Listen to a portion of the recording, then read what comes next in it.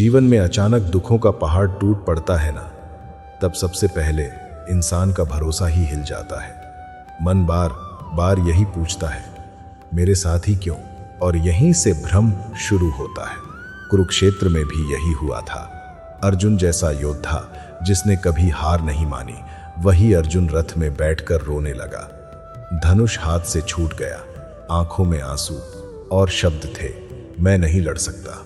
अब जरा सोचिए, समस्या युद्ध नहीं थी, समस्या अर्जुन का मन था। तब श्री कृष्ण ने बहुत सरल बात कही, हे अर्जुन, जिस चीज को तू अंत समझ रहा है वह अंत है ही नहीं। यही पहली बात हमें समझनी है।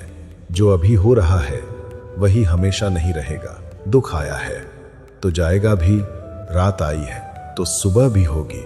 लेकिन हम क्या करते हैं, हम उस दुख को पकड़कर बैठ जाते हैं जैसे वही हमारी पूरी जिंदगी हो।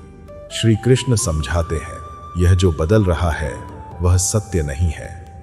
सत्य वह है जो कभी बदलता नहीं। मतलब तुम्हारी परिस्थिति बदल रही है इसलिए वह स्थायी नहीं है, तो फिर उसके कारण खुद को क्यों तोड़ना? फिर एक और बहुत गहरी बात कही गई। अर्जुन बार बार कह रहे थे, ये मेरे अपने हैं, मैं इन्हें कैसे मारूं? यही तो सबसे बड़ा बंधन है, मेरा और तेरा। जब तक मेरा रहेगा दुख रहेगा, क्योंकि जो मेरा है उसके खोने का डर हमेशा रहेगा। श्री कृष्ण मुस्कुराकर कहते हैं, जिसे तू अपना मान रहा है वह कभी तेरा था ही नहीं। आत्मा न जन्म लेती है न मरती है, तो फिर यह शोक किस बात का? अब जरा इसको अपने जीवन में देखिए। जब कुछ हमारा छिनता है, रिश्ता, पैसा, सम्मान, तो हमें लगता है सब खत्म हो गया। लेकिन सच्चाई यह है, वह चीज कभी हमारी स्थायी थी ही नहीं। और फिर सबसे प्यारी बात जो सीधे दिल को छू जाती है, श्री कृष्ण कहते हैं, तू बस अपना कर्म कर, बाकी मुझे छोड़ दे। मतलब तू कोशिश कर, तू अपना कर्तव्य निभा, परिणाम को पकड़कर मत बैठ। क्योंकि जब हम परिणाम को पकड़ते हैं ना, तभी डर आता है, तभी चिंता आती है, तभी दुख गहरा होता है। लेकिन जब हम समर्पण कर देते हैं तब मन हल्का हो जाता है। जैसे कोई बच्चा जब तक खुद संभालने की कोशिश करता है, रोता है, लेकिन जैसे ही माँ की गोद में जाता है शांत हो जाता है। वैसे ही जब इंसान अपने जीवन को ईश्वर के भरोसे छोड़ देता है, तब अंदर एक अजीब सी शांति आने लगती है। और फिर धीरे धीरे समझ आता है, यह जो समस्या आई है यह मुझे गिराने नहीं, जगाने आई है। क्योंकि कभी कभी भगवान सुख देकर नहीं, दुख देकर अपने पास बुलाते हैं। और जो इस बात को समझ गया उसका दुख भी बदलने लगता है। जब इंसान इस एक बात को धीरे धीरे समझने लगता है कि जो हो रहा है उसके पीछे भी कोई गहरी योजना है, तब उसके भीतर एक नई शक्ति जन्म लेने लगती है। दुख बाहर वही रहता है, लेकिन भीतर का नजरिया बदलने लगता है। अर्जुन भी तुरंत नहीं समझे थे। उन्होंने कई बार प्रश्न किए, बार बार भ्रम में पड़े, लेकिन एक बात उन्होंने छोड़ी नहीं, उन्होंने सुनना नहीं छोड़ा। यही सबसे बड़ी साधना है। जब मन टूट रहा हो तब भी सही बात को सुनते रहना, क्योंकि टूटे हुए मन में ही सबसे गहरी समझ उतरती है। श्री कृष्ण ने कहा, हे अर्जुन, मनुष्य का मन ही उसका मित्र है और मन ही उसका शत्रु। अब जरा इसे अपने जीवन में देखिए। जब दुख आता है तो बाहर की घटना एक ही होती है, लेकिन मन उसके ऊपर कहानियां बनाता रहता है। अब क्या होगा? सब खत्म हो गया, मैं नहीं संभाल पाऊंगा। यही विचार हमें अंदर से तोड़ते हैं। अगर उसी समय इंसान अपने मन को थोड़ा रोक ले और खुद से पूछे, क्या यह विचार सच में सत्य है या सिर्फ मेरा डर है, तो आधा दुख वहीं खत्म हो जाता है। श्री कृष्ण यही सिखाते हैं, मन को देखो, उसके पीछे मत भागो। जैसे आकाश में बादल आते हैं और चले जाते हैं, वैसे ही विचार आते हैं और चले जाते हैं। लेकिन हम क्या करते हैं? हम हर विचार को पकड़ लेते हैं और उसी में उलझ जाते हैं। इसीलिए ध्यान, जप, भक्ति, ये सब केवल कर्मकांड नहीं है, ये मन को स्थिर करने के साधन है। जब मन स्थिर होता है तब दुख की तीव्रता अपने आप कम होने लगती है। और फिर एक बहुत सुंदर बात आती है, स्वीकार करना। अर्जुन पहले लड़ाई से भागना चाहते थे, कह रहे थे मैं नहीं करूंगा, लेकिन जब उन्होंने स्वीकार किया, हाँ यह मेरा कर्तव्य है, तभी उनके भीतर शक्ति आई। हम भी जीवन में बहुत बार उसी चीज से भागते हैं, जो हमें मजबूत बनाने आई होती है। कोई रिश्ता टूट गया, कोई अपना छोड़कर चला गया, कोई सपना अधूरा रह गया। हम कहते हैं ऐसा क्यों हुआ, लेकिन कभी यह नहीं पूछते यह मुझे क्या सिखाने आया है। जैसे ही यह प्रश्न बदलता है वैसे ही जीवन बदलने लगता है। श्री कृष्ण ने अर्जुन से कहा, तू योद्धा है और तेरा धर्म है युद्ध करना। मतलब हर व्यक्ति का एक कर्तव्य है और उससे भागना ही सबसे बड़ा दुख है। जब इंसान अपने कर्तव्य से भागता है तो बाहर भले ही वह सुरक्षित दिखे, लेकिन अंदर से वह टूटता जाता है। लेकिन जब वह कठिन रास्ता चुनता है और अपने धर्म पर चलता है तो भले ही रास्ता कठिन हो, लेकिन भीतर एक संतोष जन्म लेता है और यही संतोष धीरे धीरे आनंद में बदल जाता है। अब एक और गहरी बात समझिए, आसक्ति ही दुख का मूल कारण है। अर्जुन का दुख इसलिए था क्योंकि वे परिणाम से जुड़े हुए थे। अगर ये लोग मर गए तो क्या होगा?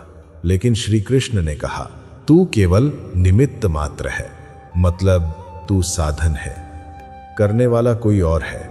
जब इंसान इस बात को समझ लेता है तो उसका अहंकार भी धीरे धीरे खत्म होने लगता है और डर भी, क्योंकि जहां मैं होता है वहीं डर होता है। अगर मैं हार गया तो, अगर मेरा नुकसान हो गया तो, लेकिन जहां समर्पण होता है वहां केवल विश्वास होता है। जैसे एक नाविक जब नदी में उतरता है तो उसे लहरों का डर होता है, लेकिन अगर उसे अपने पतवार और दिशा पर भरोसा है तो वह पार भी पहुंच जाता है।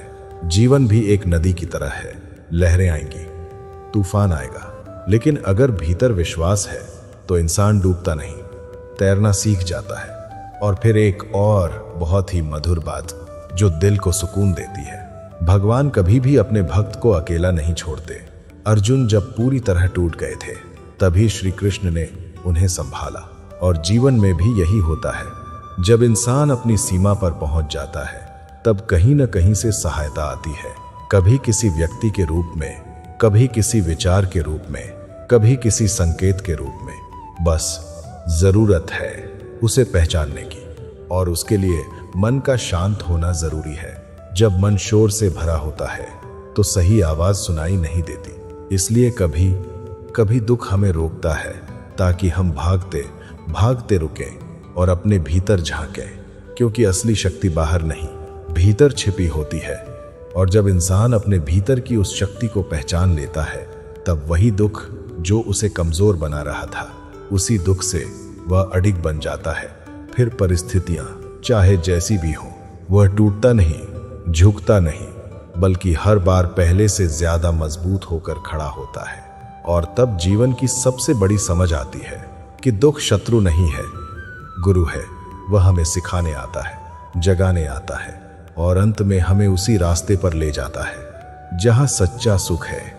लेकिन यह समझ एक दिन में नहीं आती, इसके लिए धैर्य चाहिए, विश्वास चाहिए और निरंतर अभ्यास चाहिए। अर्जुन ने भी एक ही बार में सब नहीं सीखा था।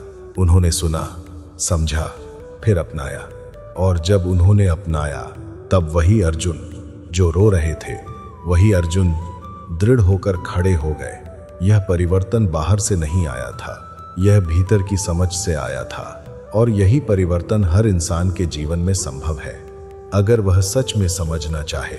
क्योंकि गीता केवल एक ग्रंथ नहीं है, यह जीवन जीने की कला है। यह हमें सिखाती है कैसे दुख में भी स्थिर रहना है, कैसे हार में भी सीख देखनी है, कैसे अंधकार में भी प्रकाश खोजना है, और सबसे बड़ी बात, कैसे हर परिस्थिति में ईश्वर पर भरोसा बनाए रखना है। जब यह भरोसा गहरा हो जाता है तब जीवन बदलने लगता है। फिर इंसान परिस्थिति का गुलाम नहीं रहता, वह अपने मन का स्वामी बन जाता है। और जब मन का स्वामी बन गया तो समझो जीवन जीत लिया। लेकिन यह यात्रा यहीं खत्म नहीं होती, क्योंकि जैसे जैसे इंसान आगे बढ़ता है वैसे वैसे उसे और गहरी बातें समझ में आने लगती हैं। जैसे सच्चा सुख बाहर नहीं, भीतर है। और जब इंसान इस सत्य को महसूस करने लगता है तब वह धीरे धीरे संसार के शोर से ऊपर उठने लगता है। और जब इंसान इस बात को थोड़ा थोड़ा अनुभव करने लगता है कि सच्चा सुख भीतर है, तब उसकी पकड़ धीरे धीरे बाहरी चीजों से ढीली होने लगती है। पहले जहां हर छोटी सी बात मन को हिला देती थी, अब वही बातें उतनी गहरी चोट नहीं करती, क्योंकि अब इंसान समझने लगता है यह भी बदल जाएगा। कुरुक्षेत्र में भी अर्जुन का परिवर्तन यहीं से शुरू हुआ था। पहले वे हर रिश्ते में उलझे हुए थे। ये मेरे गुरु हैं, ये मेरे पितामह हैं। लेकिन जैसे जैसे उनकी दृष्टि बदली, वैसे वैसे उन्होंने परिस्थिति को व्यापक रूप से देखना शुरू किया। यही दृष्टि परिवर्तन सबसे बड़ा चमत्कार है। जब हम केवल अपने दर्द को देखते हैं तो वह बहुत बड़ा लगता है, लेकिन जब हम जीवन को थोड़ी दूरी से देखते हैं तो समझ आता है कि हर किसी के जीवन में संघर्ष है। हर कोई किसी न किसी युद्ध से गुजर रहा है। तब हमारे भीतर करुणा आती है और करुणा के साथ शिकायत कम होने लगती है। अब एक बहुत गहरी बात समझिए, दुख हमें तोड़ता नहीं, हमें खाली करता है। खाली इसलिए ताकि उसमें कुछ नया भरा जा सके। जब तक बर्तन भरा हुआ है उसमें नया कुछ डाला नहीं जा सकता। इसी तरह जब तक मन अहंकार, अपेक्षाओं और जिद से भरा होता है तब तक उसमें शांति नहीं आ सकती। दुख उन सबको धीरे धीरे निकाल देता है।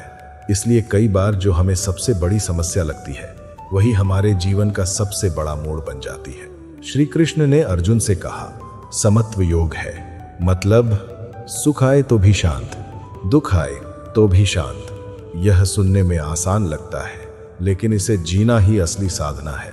और यह एक दिन में नहीं आता, यह धीरे धीरे अभ्यास से आता है। जैसे एक दीपक आंधी में भी जलता रहता है, वैसे ही जो व्यक्ति अपने भीतर स्थिर हो गया वह परिस्थितियों के तूफान में भी नहीं बुझता। अब एक और बात जो बहुत कम लोग समझते हैं, हम दुख से इसलिए भी परेशान होते हैं क्योंकि हम उसे तुरंत खत्म करना चाहते हैं। हम चाहते हैं बस यह समस्या अभी खत्म हो जाए, लेकिन कभी कभी समाधान समय लेता है और उसी समय में हमारी परिपक्वता बढ़ती है। अगर हर समस्या तुरंत हल हो जाए तो इंसान कभी गहराई से सोच ही नहीं पाएगा। इसलिए धैर्य बहुत जरूरी है। अर्जुन ने भी तुरंत युद्ध नहीं शुरू किया था। पहले उन्होंने सुना, समझा, फिर धीरे धीरे उनके भीतर स्पष्टता आई। और जब स्पष्टता आई तब निर्णय भी दृढ़ हो गया। जीवन में भी जब तक मन भ्रमित रहता है तब तक हर निर्णय कमजोर होता है, लेकिन जब समझ साफ हो जाती है तो कदम अपने आप मजबूत हो जाते हैं। अब जरा यह भी समझिए, दुख हमें वर्तमान में लाता है। जब सब कुछ अच्छा चलता है तो मन या तो भूत में जाता है या भविष्य में, लेकिन जब दुख आता है तो वह हमें रोक देता है। और यही रुकना बहुत जरूरी है, क्योंकि जब इंसान रुकता है तभी वह खुद को देख पाता है, अपने डर, अपनी इच्छाएं, अपनी कमजोरियां और अपनी ताकत। और यही आत्मज्ञान की शुरुआत है। श्री कृष्ण ने अर्जुन को बाहर की लड़ाई जीतने से पहले भीतर की लड़ाई जीतना सिखाया, क्योंकि अगर भीतर हार गए तो बाहर जीत भी जाए तो वह जीत सुकून नहीं देगी, लेकिन अगर भीतर जीत गए तो बाहर हार भी जाए तो वह हार हमें तोड़ नहीं पाएगी। यही गीता का सबसे बड़ा रहस्य है। और फिर धीरे धीरे इंसान यह समझने लगता है कि जीवन का उद्देश्य केवल सुख पाना नहीं है, बल्कि स्वयं को जानना है। सुख तो आता जाता रहेगा, लेकिन जो खुद को जान गया उसका आधार स्थिर हो जाता है। अब दुख उसे हिला नहीं सकता, क्योंकि अब वह केवल परिस्थितियों में नहीं अपने भीतर जी रहा होता है। और तब एक अद्भुत शांति जन्म लेती है, बिना किसी कारण के, बिना किसी शर्त के। बस एक गहरा संतोष कि जो हो रहा है वह ठीक है और जो होगा वह भी ठीक होगा। यही विश्वास इंसान को अंदर से अडिग बना देता है। और जब यह अडिगता आ जाती है तो फिर जीवन का हर उतार चढ़ाव एक खेल जैसा लगने लगता है, जहां हार जीत से ज्यादा सीख महत्वपूर्ण हो जाती है। और तब इंसान सच में जीना शुरू करता है, बिना डर के, बिना बोझ के, बिना शिकायत के। लेकिन इस अवस्था तक पहुंचने के लिए इंसान को बार बार गिरना पड़ता है, बार बार संभलना पड़ता है, क्योंकि हर गिरावट एक नई सीख लेकर आती है। और जो हर बार सीख लेता है वह धीरे धीरे ऊपर उठता चला जाता है। यही जीवन की यात्रा है और यही गीता का सार भी है कि परिस्थिति चाहे जैसी भी हो, अपने कर्तव्य पर अडिग रहो, अपने मन को स्थिर रखो और विश्वास बनाए रखो। बाकी सब अपने समय पर सही हो जाएगा। और जब इंसान इस रास्ते पर चलने लगता है तब उसे महसूस होने लगता है कि वह अकेला नहीं चल रहा, कि वह अकेला नहीं चल रहा। कोई अदृश्य शक्ति हर कदम पर उसके साथ चल रही है। पहले यह बात केवल सुनाई देती थी, अब धीरे धीरे महसूस होने लगती है। जब इंसान पूरी तरह टूटकर भी उठता है और देखता है कि फिर भी वह चल रहा है, तो भीतर से एक आवाज आती है, तुझे कोई संभाल रहा है। और यही अनुभव भक्ति की शुरुआत है। अब तक जीवन समझ से चल रहा था, अब भरोसे से चलने लगता है। कुरुक्षेत्र में भी एक क्षण ऐसा आया जब अर्जुन ने सारी शंकाएं छोड़ दी और कहा, अब मैं आपके अनुसार ही चलूंगा। यही समर्पण है। समर्पण का मतलब हार मानना नहीं है। समर्पण का मतलब है मैं अपनी पूरी कोशिश करूंगा, लेकिन अंतिम निर्णय मैं नहीं, आप पर छोड़ता हूं। और जैसे ही यह भाव आता है, मन का भारीपन हल्का होने लगता है, क्योंकि अब सब कुछ अपने कंधों पर उठाने की जिद नहीं रहती। अब इंसान समझता है, मैं अकेला सब कुछ नियंत्रित नहीं कर सकता। और यह समझ कमजोरी नहीं, बल्कि सबसे बड़ी ताकत है, क्योंकि यहीं से चिंता खत्म होती है। अब एक बहुत ही गहरी और मीठी बात जो दिल को भीतर तक छू जाती है। भगवान को आपकी परफेक्शन नहीं, आपका सच्चा भाव चाहिए। अर्जुन कोई संत नहीं थे, उनके मन में डर था, मोह था, भ्रम था, फिर भी श्री कृष्ण उनके साथ थे। क्यों? क्योंकि अर्जुन सच्चे थे। वे जो महसूस कर रहे थे वही कह रहे थे। उन्होंने अपने मन को छिपाया नहीं। और जब इंसान अपने भीतर को ईमानदारी से देखता है, तभी परिवर्तन शुरू होता है। हम अक्सर क्या करते हैं, दूसरों के सामने तो ठीक दिखते हैं, लेकिन अपने भीतर की उलझनों से भागते हैं। लेकिन जो इंसान अपने डर को स्वीकार कर लेता है, वही उसे पार भी कर पाता है। इसलिए दुख से भागना नहीं है, उसे समझना है। जैसे ही आप अपने दुख को ध्यान से देखने लगते हैं, तो पता चलता है उसके पीछे कोई न कोई आसक्ति, कोई अपेक्षा या कोई डर छिपा है। और जैसे ही वह दिखने लगता है, वैसे ही उसका प्रभाव कम होने लगता है। यही आत्मचिंतन है और यही गीता का एक गुप्त मार्ग है। अब एक और बात जो जीवन बदल देती है, तुलना करना छोड़ दो। जब दुख आता है तो हम दूसरों को देखकर कहते हैं, उसके पास सब कुछ है, मेरे पास क्यों नहीं। यहीं से पीड़ा और बढ़ती है। लेकिन श्री कृष्ण का संदेश स्पष्ट है, हर व्यक्ति अपनी यात्रा पर है। किसी का कर्म अलग है, किसी की परीक्षा अलग है। आप किसी और की कहानी से अपनी तुलना करके खुद को ही दुखी कर रहे हैं। जब इंसान अपनी यात्रा को स्वीकार कर लेता है, तभी वह शांति में आ पाता है। और फिर धीरे धीरे उसका ध्यान बाहर से हटकर भीतर आ जाता है। अब उसे यह जानने की इच्छा होती है, मैं कौन हूँ, मैं क्यों आया हूँ, मेरा असली स्वरूप क्या है। यही प्रश्न जीवन को गहराई देते हैं। और जब इंसान इन प्रश्नों के साथ जीना शुरू करता है, तो उसका हर दिन एक साधना बन जाता है। अब वह केवल जी नहीं रहा, वह जाग रहा है। और तब दुख भी उसका मार्गदर्शक बन जाता है। अब वह दुख को देखकर घबराता नहीं, बल्कि पूछता है, तू मुझे क्या सिखाने आया है। और हर बार उसे कोई न कोई उत्तर मिलता है। कभी धैर्य सीखने को, कभी त्याग, कभी विश्वास, कभी अपने भीतर झांकने का अवसर।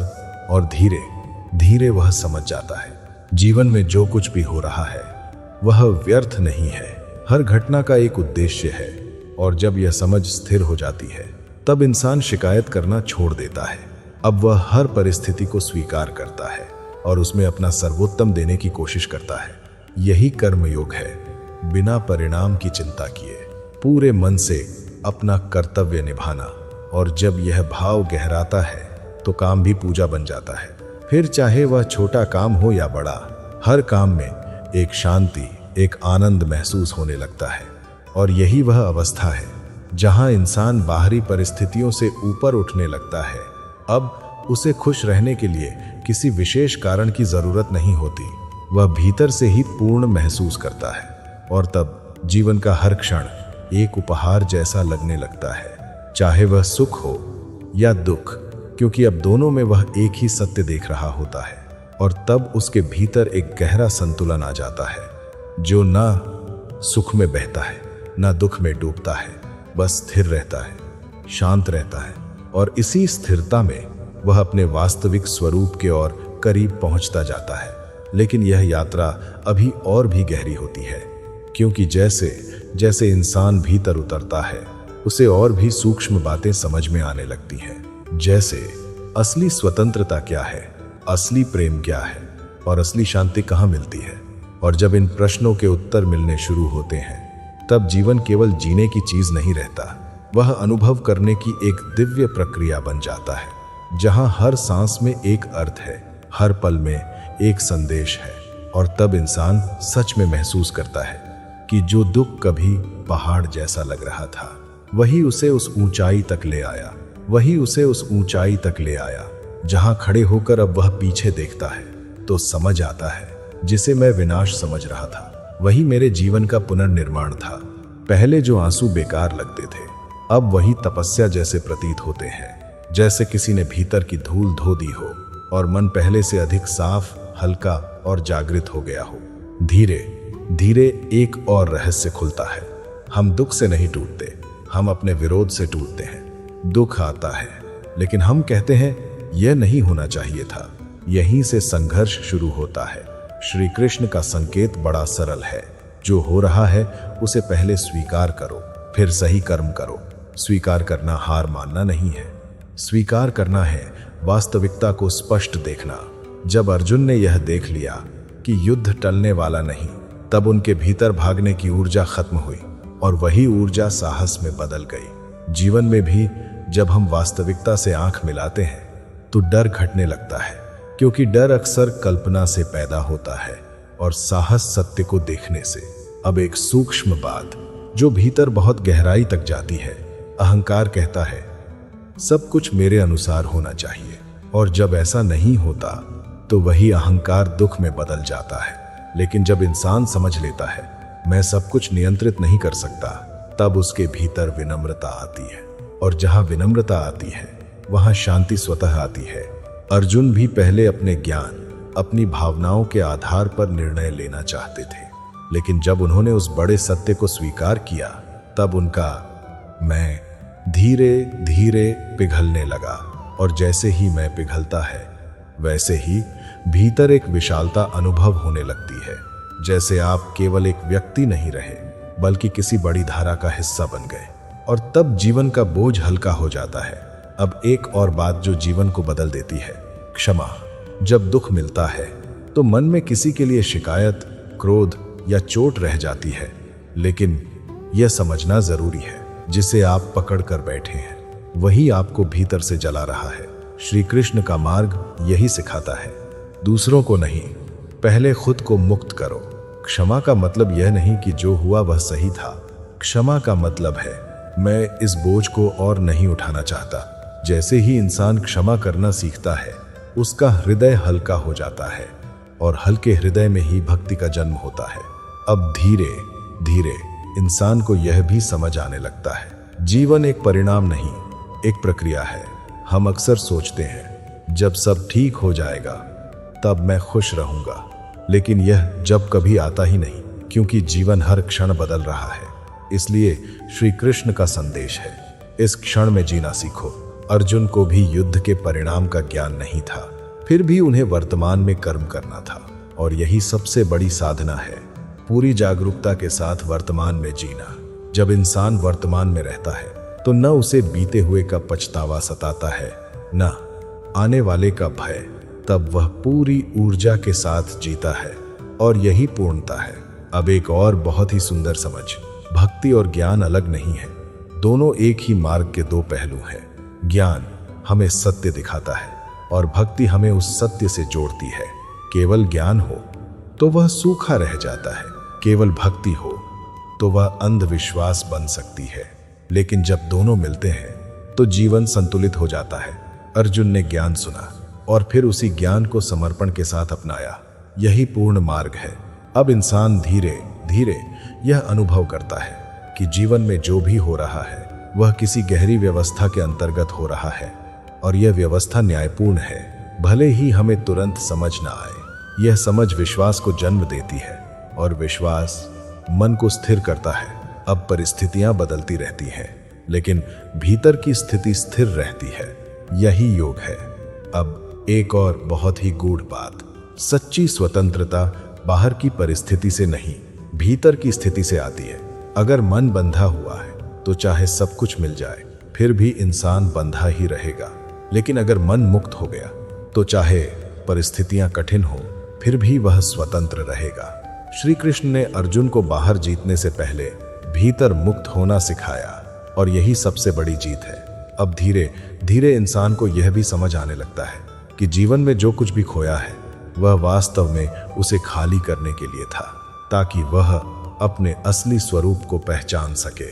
क्योंकि जब तक हम बाहरी चीजों में उलझे रहते हैं तब तक भीतर की यात्रा शुरू नहीं होती। दुख हमें उसी यात्रा की ओर मोड़ता है, और जब इंसान उस यात्रा पर चल पड़ता है तो हर दिन एक नया अनुभव लेकर आता है। अब वह हर चीज में सीख देखता है, हर व्यक्ति में एक शिक्षक, हर परिस्थिति में एक संदेश, और तब जीवन एक बोझ नहीं, एक अद्भुत अवसर बन जाता है। अब उसे शिकायत नहीं रहती, बस कृतज्ञता रहने लगती है। जो मिला वह भी ठीक, जो नहीं मिला वह भी ठीक। यह भाव धीरे धीरे स्थिर हो जाता है और तब इंसान के भीतर एक गहरी मुस्कान जन्म लेती है, जो बाहर की परिस्थिति पर निर्भर नहीं होती। यह मुस्कान आत्मा की होती है। अब वह दुनिया में रहते हुए भी दुनिया से थोड़ा ऊपर उठ जाता है। वह अपने कर्तव्य करता है, रिश्ते निभाता है, जीवन जीता है, लेकिन भीतर से स्वतंत्र रहता है। और यही सबसे सुंदर अवस्था है, जीवन में रहते हुए जीवन से परे होना। अर्जुन ने भी अंत में यही अवस्था प्राप्त की थी। उन्होंने युद्ध किया, कर्तव्य निभाया, लेकिन भीतर से स्थिर रहे। यही संतुलन जीवन की कला है और यही गीता का हृदय है। अब धीरे धीरे इंसान को यह भी समझ आने लगता है कि वह केवल यह शरीर नहीं है, वह कुछ और गहरा है, कुछ शाश्वत है। और जैसे ही यह अनुभव होने लगता है वैसे ही मृत्यु का डर भी कम होने लगता है, क्योंकि जो शाश्वत है वह कभी नष्ट नहीं होता। अब जीवन एक डर नहीं, एक उत्सव बन जाता है, जहां हर पल को पूरी तरह जीने की प्रेरणा होती है। और तब इंसान सच में जीना सीख जाता है, बिना किसी शर्त के, बिना किसी भय के, बस प्रेम के साथ, विश्वास के साथ।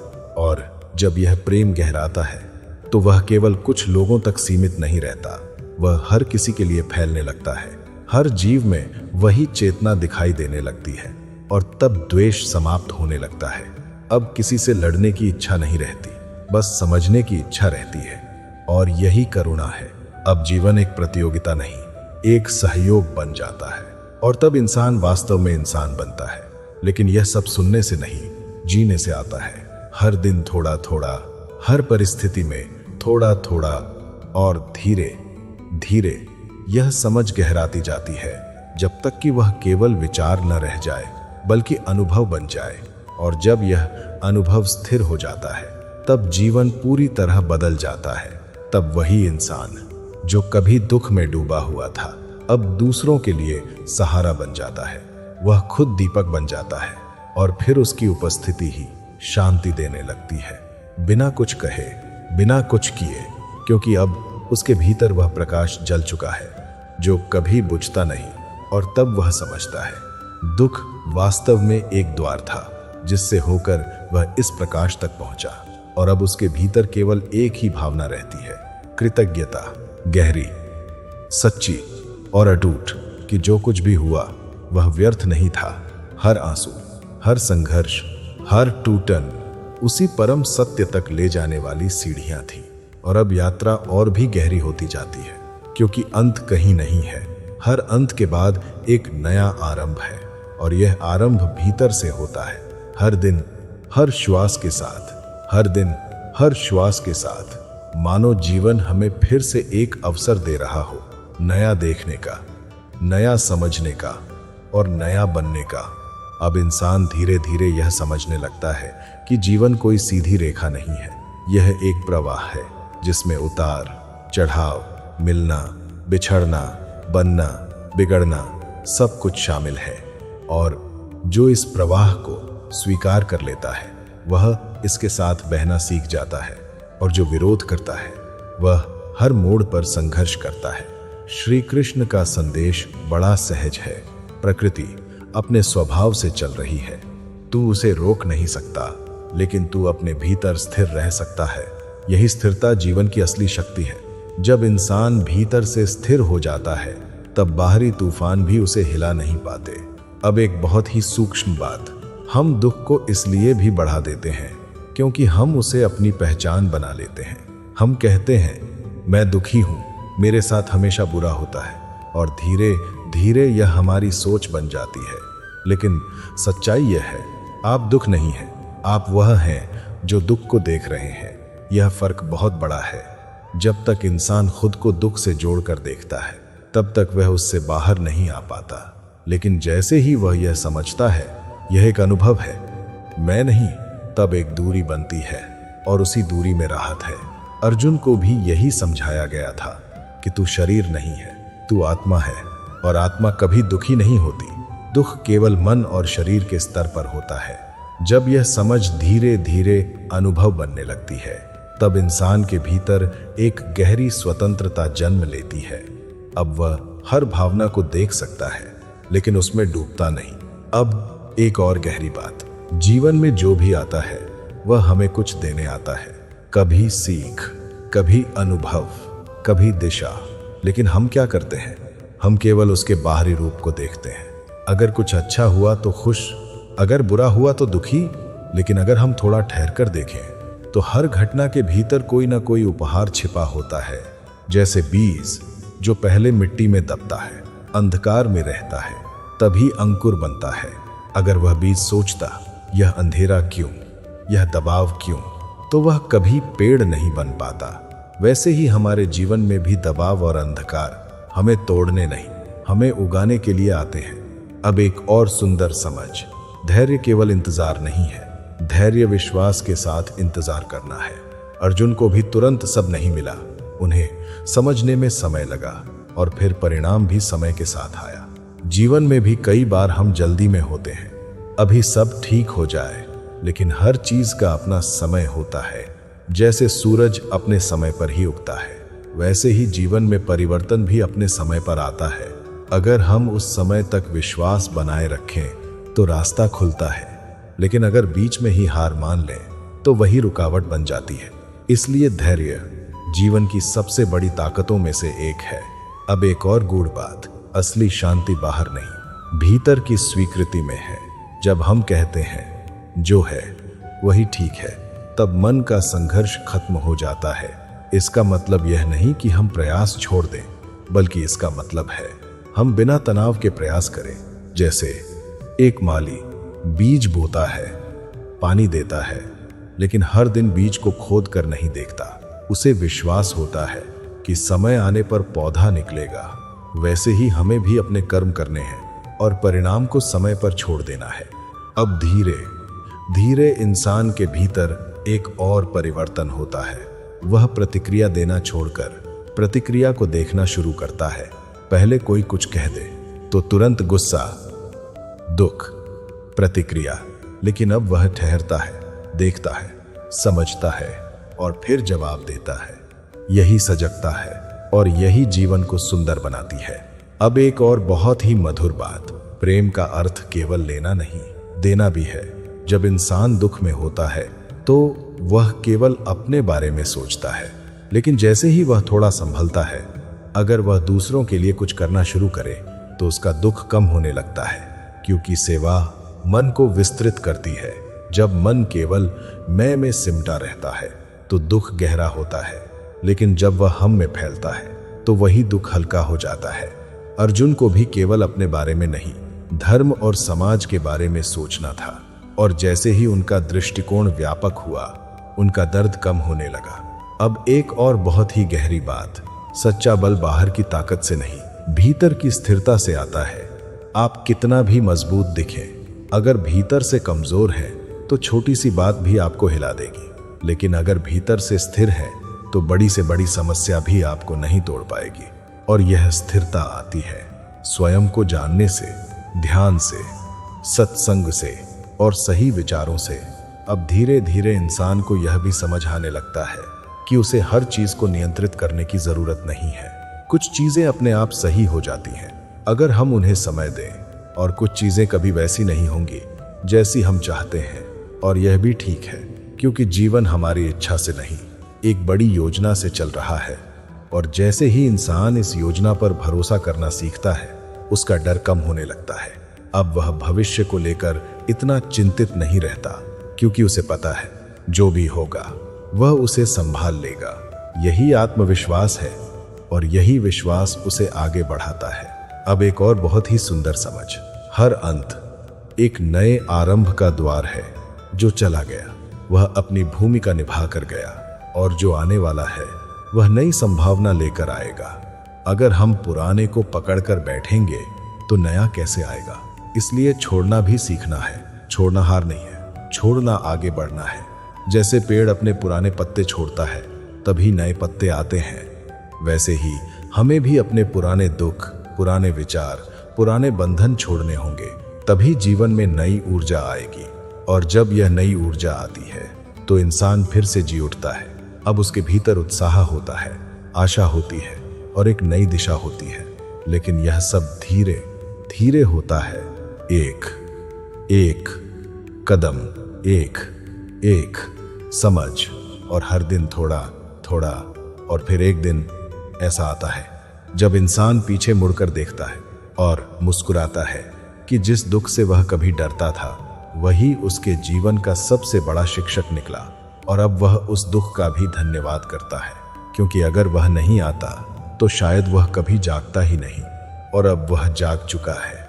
अब वह केवल जी नहीं रहा, वह समझ के साथ जी रहा है, प्रेम के साथ, विश्वास के साथ और एक गहरी शांति के साथ, जो किसी परिस्थिति पर निर्भर नहीं, बस भीतर से बह रही है। और यही असली जीवन है, जहाँ कुछ भी हो आप स्थिर रहते हैं, जहाँ कुछ भी मिले आप कृतज्ञ रहते हैं, जहाँ कुछ भी छिने आप टूटते नहीं, बस आगे बढ़ते रहते हैं, एक विश्वास के साथ कि हर कदम आपको उसी सत्य के और करीब ले जा रहा है जिसकी तलाश आपको हमेशा से थी। और यह यात्रा अब रुकने वाली नहीं है, क्योंकि अब आपने चलना सीख लिया है, अंधेरे में भी, प्रकाश में भी, हर परिस्थिति में। और यही सबसे बड़ी जीत है। लेकिन इस जीत के बाद भी यात्रा जारी रहती है, क्योंकि गहराई की कोई सीमा नहीं होती। और जैसे जैसे इंसान गहराई में उतरता है वैसे वैसे उसे और भी अद्भुत अनुभव होने लगते हैं, जैसे पूर्ण मौन का अनुभव, जहाँ विचार भी शांत हो जाते हैं, जहाँ केवल होना रह जाता है। और उसी होने में एक असीम आनंद छिपा होता है, जिसे शब्दों में बताया नहीं जा सकता, बस महसूस किया जा सकता है। और यही वह स्थान है जहाँ पहुंचकर इंसान समझता है कि जो वह बाहर खोज रहा था वह हमेशा से उसके भीतर ही था। और अब खोज समाप्त हो जाती है, लेकिन जीवन नहीं रुकता। अब जीवन एक नई तरह से चलता है, पूर्ण जागरूकता के साथ, पूर्ण प्रेम के साथ और एक गहरे संतुलन के साथ, जहां हर क्षण एक उपहार बन जाता है और हर श्वास एक धन्यवाद उस अनदेखी शक्ति के लिए जो हर पल, हर स्थिति में साथ चल रही है। और यह अनुभव धीरे धीरे इतना गहरा हो जाता है कि अब कोई भी दुख आपको पहले जैसा नहीं हिला पाता, क्योंकि अब आप केवल परिस्थितियों में नहीं, सत्य में जी रहे हैं। और यही जीवन की अंतिम समझ के द्वार खोलता है, जहां से एक नई चेतना की शुरुआत होती है। और अंत में बस इतनी सी बात, जो कुछ भी आपने सुना, अगर उसमें आपको थोड़ी भी शांति, थोड़ी भी समझ मिली हो, तो उसे केवल अपने तक मत रखिए, उसे आगे बढ़ाइए।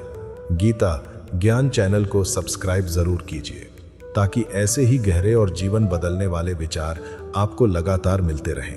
इस वीडियो को अपने अपनों के साथ शेयर कीजिए, क्या पता आपके एक शेयर से किसी के जीवन में रोशनी आ जाए। और कमेंट में जरूर लिखिए एक सुंदर सा विचार, आपके शब्द किसी और के लिए प्रेरणा बन सकते हैं। हम जल्द ही मिलेंगे एक नई प्रेरणा, एक नई ऊर्जा के साथ। तब तक जय श्री कृष्णा, राधे राधे।